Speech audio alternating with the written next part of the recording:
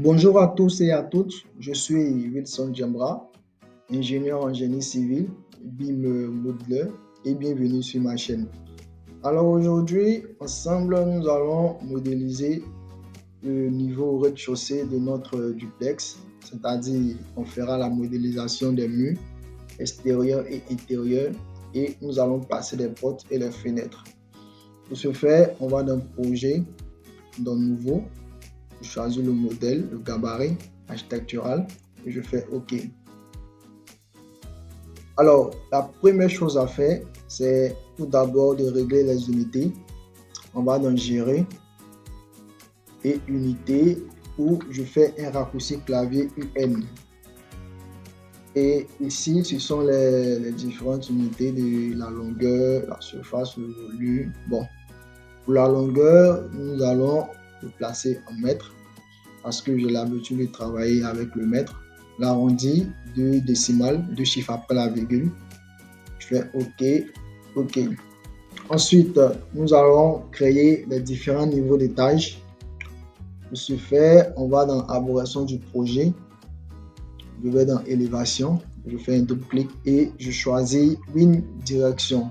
Par exemple, Est. Voilà. Et par défaut, il y a 3 niveaux d'étage qui y sont. On peut renommer ça. Pour renommer, je sélectionne le trait de niveau et je fais un clic sur l'écriture. Je crée par exemple 00 ABC. OK. Je fais pareil 01 étage.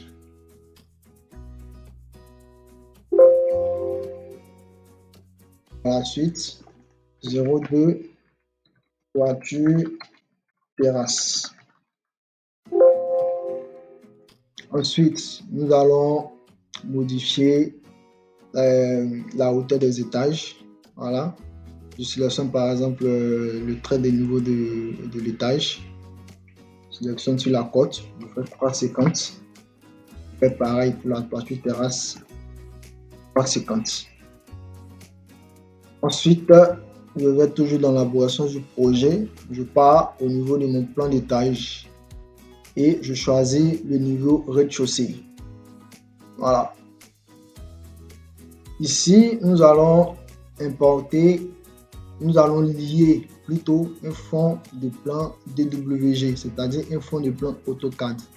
Pour ce faire, je vais dans Insérer et ici, il y a lier CAO et importer CAO.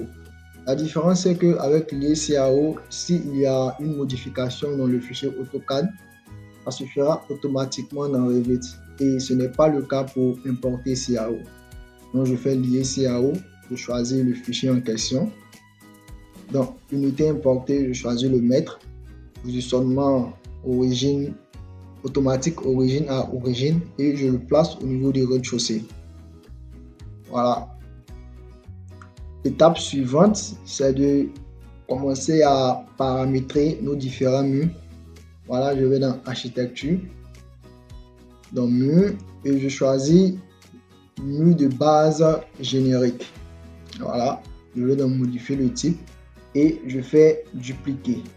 Nous allons créer d'abord des murs de 23 cm. Vous allez comprendre. 23 cm. Dans la partie construction, je fais modifier. Et comme vous le constatez dans la composition du mur, il y a la fonction de chaque élément du mur, le matériau ou l'épaisseur, et s'il est structurel ou non. Voilà. Et comme vous le savez, le mur il est composé des briques, des isolations, de l'enduit, des finitions et autres. Mais à titre d'exemple, nous allons placer seulement des briques et de l'enduit. Donc, dans la partie fonction, je vais insérer une finition. Voilà. Je clique ici.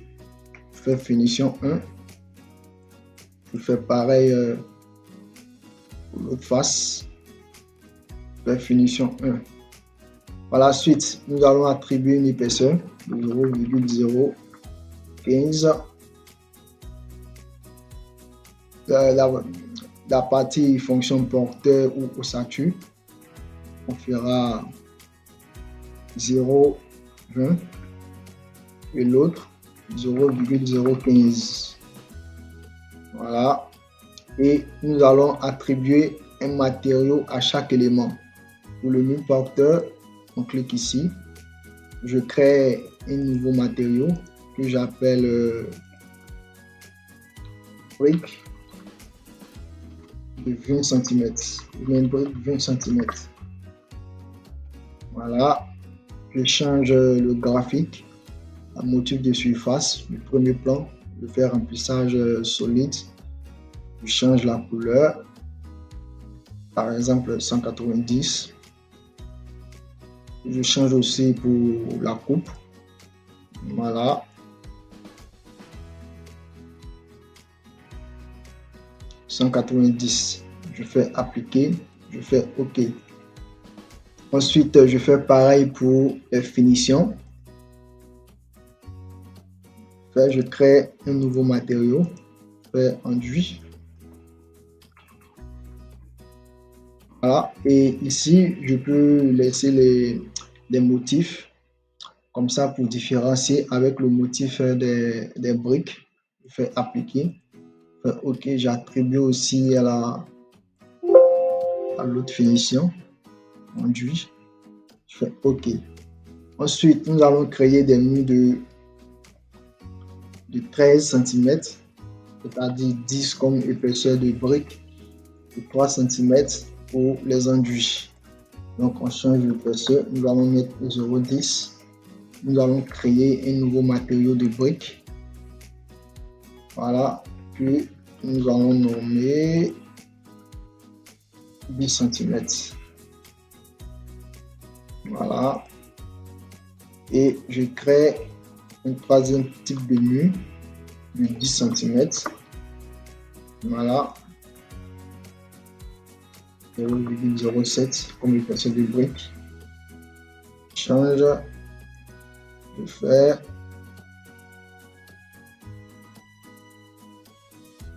7 cm. Appliquer, OK. Je fais OK. Par la suite, je vais toujours dans architecture d'un mur. Je choisis d'abord, je veux modéliser les murs extérieurs. Je choisis le mur 23 cm que j'ai créé. Et dans la palette des propriétés, il y a la ligne de justification. Il y a H de mur. Soit je dessine le mur à partir de l'axe, de son axe, ou il y a le mur fini extérieur. Soit je dessine à partir de la partie extérieure de l'élément ou intérieure de l'élément. Là, je vais dessiner à partir de l'extérieur, de l'élément. Voilà.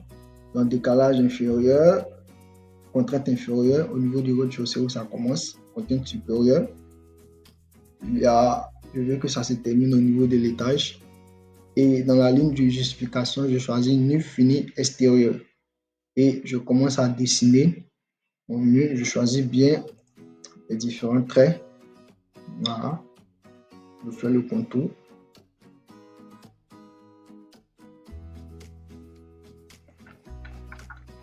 Par la suite, nous allons placer, il y a un mur de 23 ici. Voilà. Nous allons modéliser les murs de 13. Les murs ici. Pour faire le retournement des murs avec espace, comme ça. Voilà. Le 13 là.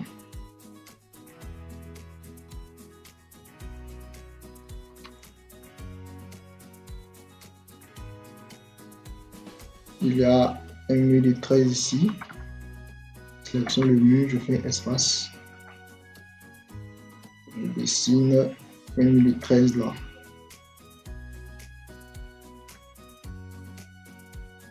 Par la suite, il y a les murs de 10. Voilà. Et le retournement avec espace. Ensuite, nous allons maintenant placer nos différentes portes et fenêtres. Pour ce faire, on va dans architecture, dans porte. Par défaut, il y a un seul type de porte. Voilà, porte intérieure simple. Nous allons faire modifier le type. Nous allons dupliquer et nous allons créer des portes, par exemple de 90 cm. Voilà. Hauteur 2,20, largeur 0,90. OK. Par la suite, avant de faire OK, je duplique un autre type de porte. Je crée des portes de, par exemple, 80 cm. Voilà. Change la largeur et je crée des portes de 70 cm. Je change la largeur. Je fais OK et je commence à poser les portes sur mes différents murs. Alors ici, nous avons un bureau. Donc, je place une porte de 90. Voilà, pour faire les retournements, je fais espace. Ici, c'est une salle d'eau. Je place une porte de 70. Voilà. Et ici, normalement, c'est une ouverture. Donc, je vais dans porte, modifier le type. Je pars charger une famille d'ouverture de portes. Donc, je vais dans la bibliothèque de Revit, librairie, France. Je cherche porte et je cherche ouverture libre. Je choisis une ouverture en rectangle. Voilà. Je duplique, je fais par exemple cadre de par exemple 2 mètres par 2 mètres 20. Voilà. La hauteur c'est 2 mètres 20 et la largeur 2 mètres. Et je le place sur le mur en question. Il y a une ouverture ici aussi. Je ferai une ouverture de 1 mètre. Je vais dupliquer. Je change le nom du cadre, le nom du type de ce cadre-là. J'appelle 100 x 220. La largeur, je fais 1 mètre. Je fais OK. Et je positionne là. Par la suite, il y a une porte d'entrée là. Modifier le type. Je vais donc charger dans la bibliothèque de Revit. Je choisis par exemple porte d'entrée avec un panneau latéral. Je fais OK. Je duplique la porte entrée. OK. Je change la hauteur du 20. La largeur, je prends par exemple, je sais pas, 1 mètre 50. Voilà, 1 mètre 50. Et je le positionne là. Là, il me dit qu'il y a une interférence avec le mur. Donc, je peux changer la largeur, par exemple 1,40 m. Voilà, c'est parfait. Il me reste maintenant à positionner mes fenêtres. Je vais dans architecture, fenêtre, modifier le type, charger. Je vais dans fenêtre. Je cherche fenêtre, fenêtre. Voilà.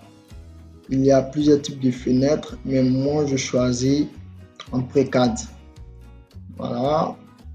Avec par exemple 2 vantaux. Je fais OK. Je place des fenêtres de faire dupliquer. Je crée une fenêtre avec 2 vantaux. Voilà. De 2 mètres par exemple. Par la hauteur 1,50 m. La hauteur, je mets 1,50 m. La largeur, je fais 2 mètres. Voilà. Et avant de placer la fenêtre, dans la palette des propriétés de cette fenêtre, il y a la hauteur de l'appui, la lège, je fais à 1 mètre. Et je peux placer la fenêtre là. Fenêtre ici. Une fenêtre là. Une fenêtre dans le bureau. Voilà. Et placer une fenêtre dans la cuisine. Donc, je vais diminuer cette dimension. Dupliquer. Par exemple, 1,50 m, 1 m². Change. OK. La hauteur de l'appui, je fais 1 m. L'allège. Et je fais OK. Donc, on peut le visualiser en 3D. On peut le voir en 3D, comme vous le constatez. Voilà. Voici la partie du rez-de-chaussée que nous avons modélisé tout à l'heure. Voilà. On peut même désactiver le fond de plan, le décharger, je sélectionne. Je vais dans Information du projet, je fais un clic droit. Voilà. Gestion des liens, format CAO, je sélectionne et je fais décharger. OK. Voilà, comme vous le constatez. On peut même créer un petit dallage. Voilà. Architecture, un sol. Je change, je duplique, je mets par exemple dallage. Je change l'épaisseur. Voilà, il y a la partie porteur qui fait 0,13. Généralement, vous pouvez ajouter d'autres couches, comme pareil pour les murs. Je fais OK. Et je le dessine à partir d'un rectangle. Voilà. OK. Donc, lorsque je pars en 3D, vous voyez, ça a automatiquement placé mon dallage. Bon, j'espère que cette vidéo vous a plu. N'hésitez pas à vous abonner à ma chaîne et à toutes.